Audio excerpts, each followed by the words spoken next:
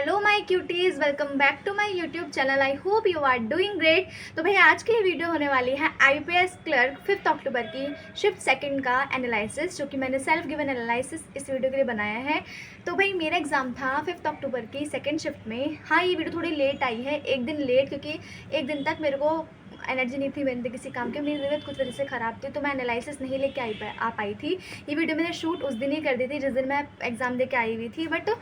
डाली मैंने आप 1-2 दिन बाद है, क्योंकि बीच में मेरी तबीयत एक दिन ख़राब थी, तो एनालिसिस आने में थोड़ा सा लेट हो गया, तो उसके लिए सो सॉरी। तो भाई मेरा एग्ज़ाम था 5 अक्टूबर को सेकंड शिफ्ट में, और जो मेरा सेंटर पड़ा हुआ था वो पड़ा हुआ था नोएडा में। तो मैं नोएडा के लिए सुबह ही निकल गई थी घर से, और 2-3 घंटे दूर है यहाँ से नोएडा, जैसे कि आपको पता ही है।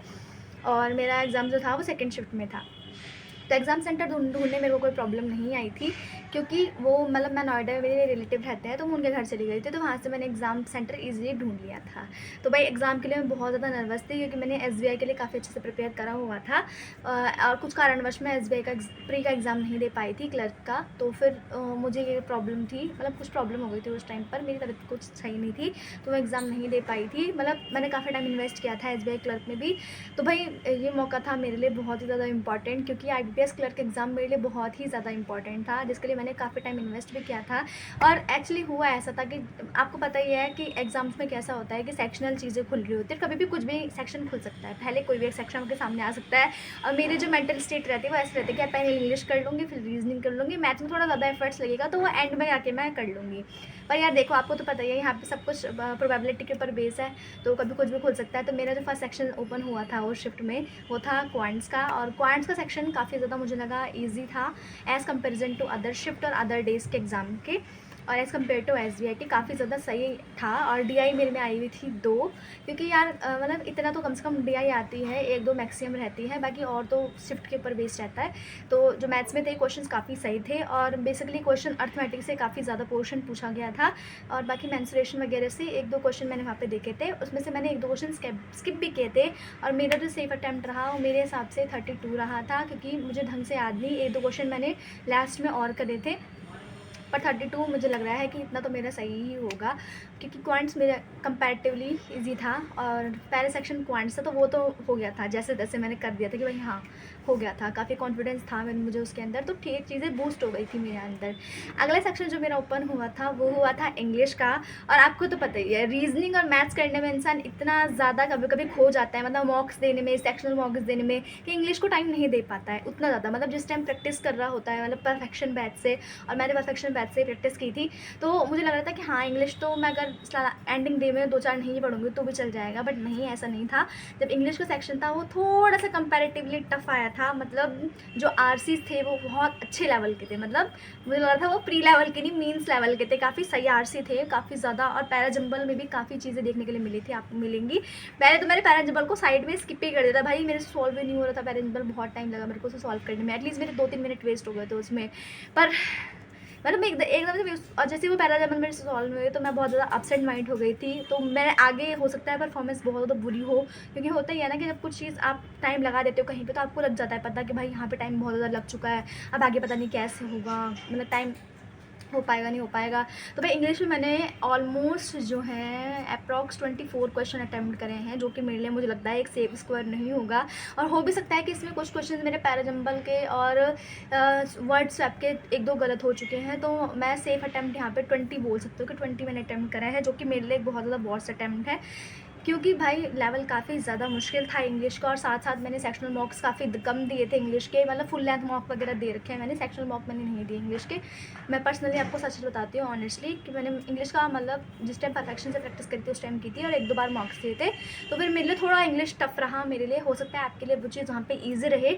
बट अब देखो यार, सबके ऊपर अलग अलग डिपेंड करता है किसने कहाँ पे किस टाइम किस सब्जेक्ट को ज़्यादा वो दिया हुआ है। तो इंग्लिश में मैं आपको सीरियसली बताऊँगी तो आरसी में काफ़ी ज़्यादा ध्यान देना, पैराजंबल बहुत टफ होंगे, 10-11 सेंटेंस के हो सकते हैं, तो आप उनको अगर एक चाहो तो स्किप भी कर सकते हो, क्योंकि स्किप कर लोगे तो ईजी रहेगा, टाइम आपका थोड़ा बहुत सेव हो जाएगा वहाँ पे, बाकी जो और टाइम रहेगा वो आपको कैलकुलेट को या उसमें से क्लोज टेस्ट वगैरह को दे सकते हो, ठीक है। इतना ज़्यादा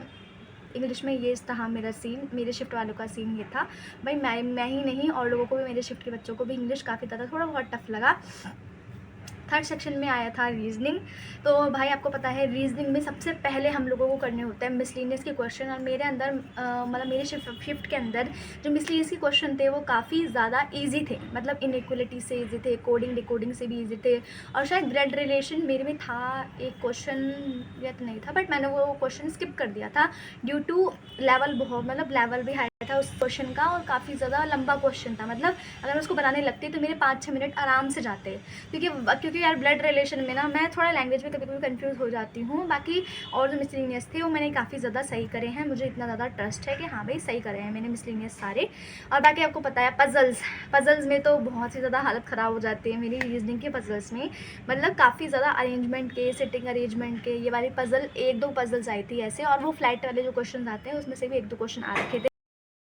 तो भाई पजल से भी काफ़ी अच्छे क्वेश्चन अच्छे लेवल के आए हुए हैं, तो मेरा आपको यही सजेशन रहेगा कि पजल्स आप काफ़ी अच्छे तरीके से करके जाना। मैं अपनी बात करूँ तो पजल्स में मेरे को पर्सनली थोड़ी बहुत दिक्कत होती है, चाहे वो मॉक्स देने टाइम हो, चाहे वो एग्ज़ाम्स के टाइम हो सकता है एग्ज़ाम के टाइम पर मेरा माइंड उस टाइम बहुत ज़्यादा अपसेंट था या मुझे बहुत प्रेशर था उस टाइम, तो रीजनिंग पजल्स मेरे से नहीं बन पाई क्योंकि काफ़ी ज़्यादा टाइम लग जाता है, बॉक्स कॉलम वगैरह बनाना पड़ता है, तो उसमें काफ़ी ज़्यादा टाइम कंज्यूम हो जाता है। तो मैं प्रेफर करती हूँ कि पजल्स को हमेशा एंड में करो, और मेरा आपको ये सजेशन रहेगा कि आप भी पजल्स को हमेशा एंड में ही करा करो। तो भाई ये था 5 अक्टूबर की शिफ्ट सेकंड का एनालिसिस, और ये वीडियो आ रही है 6 अक्टूबर को 11 AM पे। ये वीडियो ऐसे कल रात ही आ जानी चाहिए थी, बट ड्यू टू सम मतलब तबीयत ख़राब मैं वीडियो नहीं डाल पाई कल, तो ये वीडियो मैं अपलोड कर रही हूँ आज। और अब एग्ज़ाम है आपका 11 अक्टूबर को, तो आई होप आप सब अच्छे से प्रिपेयर रहेंगे अपने 11 अक्टूबर वाले शिफ्ट वाले एग्ज़ाम्स के लिए। और मुझे जैसा लगता है कि पहले शिफ्ट में पेपर ईजी आता है, सेकंड में हार्ड आता है, मतलब डे वाइज, जैसे अब पहले 4 को हो गया, फिर 5th को हो गया, अब 11 को होगा, तो उसमें हो सकता है लेवल काफ़ी ज़्यादा रहेगा, तो बीच में आपके पास बहुत ज़्यादा टाइम है